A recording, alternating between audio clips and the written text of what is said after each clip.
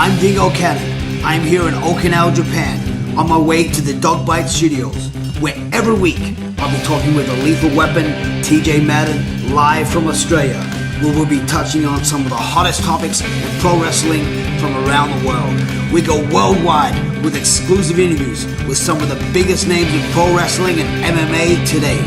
Tune in as we go live, here, only on the Dome.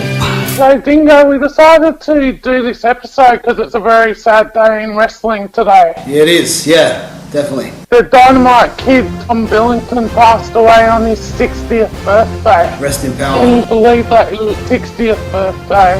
Wait, he died actually on his birthday? On his birthday. Oh, wow. I can't remember, I woke up late last night, about 11:30.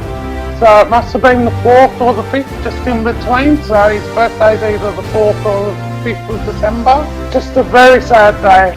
No, I woke up this morning too, and I saw on Twitter and Facebook, rest in peace, Dynamite Kid. Yeah, I was shocked too, and like most wrestlers and wrestling fans alike, everyone grew up watching Dynamite. One of the biggest inspirations in pro wrestling history. Nostalgic, one of the best tag teams ever, because that's what I grew up with, and a lot of wrestling fans grew up with. The British Bulldogs, both of them, just the greatest, are no longer with us anymore, and they leave behind an amazing legacy. No, they do. I've got goosebumps now. Actually, now we actually start talking about it properly. Because it just was such an influence on so many people, and we just had Vic Capri here from Mad Dog Club USA, who's really influenced his life. He actually, he does the diving headbutt and a lot of moves like Dynamite.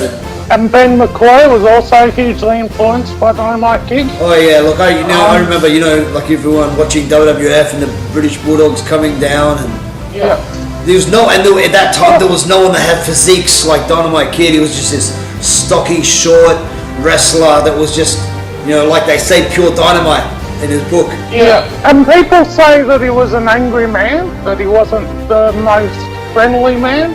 And I guess looking back on it, when they came down with Matilda, he never had a smile on his face, whether they were good guys or bad guys. But he had that passion. I think it was just passion. Oh, pure passion. And he broke his body for us, It's a very nostalgic thing for me, because I just remember, they would walk down to, I believe it was the British theme, what's it called, Britannia? Yeah, Britannia, yeah.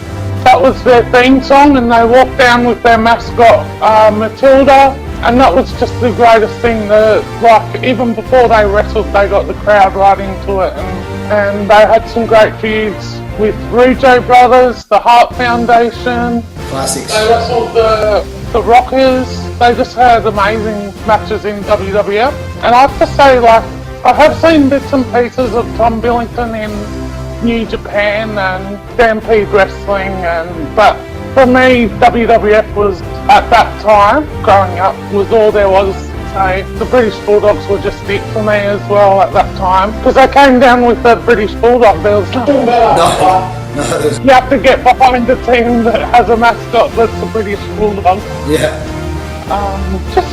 But he had great rivalries with Owen Hart in Stampede Wrestling, and he's written about his great matches in Stampede Wrestling, and he was probably got more fame, even though WWF was it at the time. Yeah. Dynamite Kid's probably more famous for his New Japan runs and that sort of thing. Especially with Tiger Mask. I haven't seen much of, but now I'm going to go out my way to try to find it. I'm sure New Japan World would have bits and pieces on there. Oh, if they did it before, they're definitely going to have now. They're going to be flooding through social media and the internet and tribute videos. I wonder if do you think, or have you heard, maybe they have already, is the WWE going to do any tribute on Raw or SmackDown? That's a good question. I know that they came out on Twitter and said they were saddened to hear of the passing. You know how they either do the 10 bell salute or just put up the graphic before a show.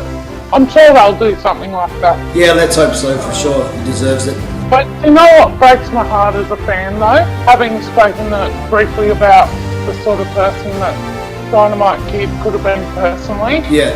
And I feel like there might be people that are saying this is karma. Oh, that's ridiculous. You know what I mean? Because people think that he was a nasty piece of work. But did those people meet him? Like, a lot of people that say someone says, without meeting them yourselves, you don't know. 100%, and that's what breaks my heart about it as a fan, because it's all hearsay and rumour, and you can't really know a person unless you actually meet them. Yeah, no. Some wrestlers have said that he was a miserable person though, in books and in interviews. Obviously he had issues with the Rougeau brothers, which is well documented. So I just want he's got such an amazing legacy as a wrestler. That's what I want people to remember him for. I want them to remember what he did for us, what he put his body through. He ended up in a wheelchair from a very young age. He's been very sick, I believe he even had trouble talking near the end, for about a year or so, he could barely talk. And I think it was middle of this year, end of last year, I saw a photo put up of him on social media.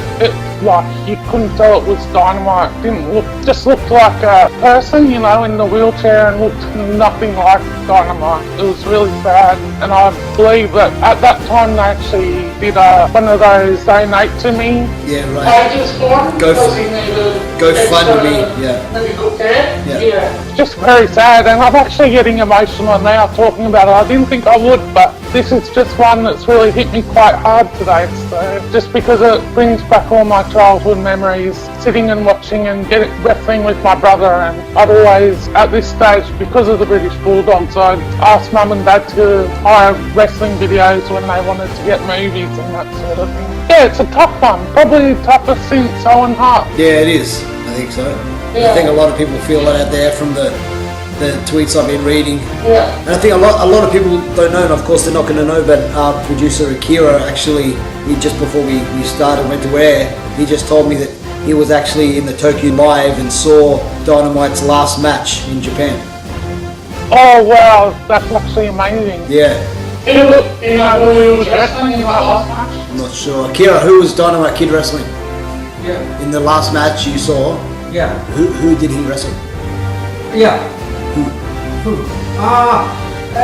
Sorry, I forgot. Yeah, and I think that definitely it's one of his well-documented matches on YouTube is his classic encounter with Tiger Mask. And I think yes, he had amazing matches with Tiger Mask. It still stands the test of time. You still look back at his matches, and they're still amazing. Even still can't be matched today. So what do we? Let's put that up here on the Dog Bite. Here it is: the Dynamite Kid versus Tiger Mask.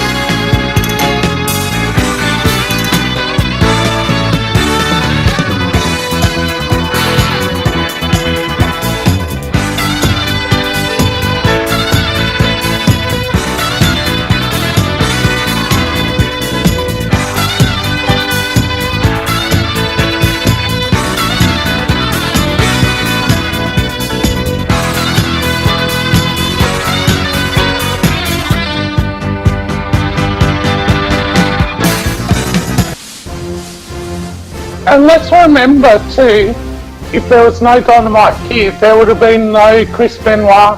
No, that's very true. No Dynamite Kid, know a lot of people. I know people don't like talking about Chris Benoit, but the fact is, you can't really separate the two in a way, because though Chris Benoit put his whole heart into being like Dynamite Kid, it's just one of those things that kind of go together, you know, like did the same headbutt, wrestled a very similar style. Both just great. those just threw their bodies on the line and just bumped like nobody else could bump. I mean, they really threw themselves back and they sold. No one could sell better than Dynamite Kid and Chris Benoit. Nobody.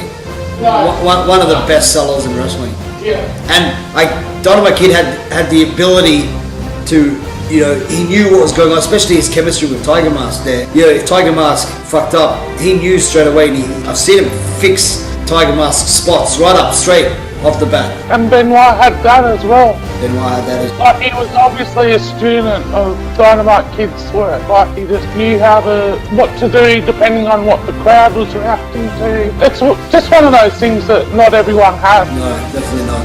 Yeah. Rest in power, Dynamite Kid. Yeah, rest in power.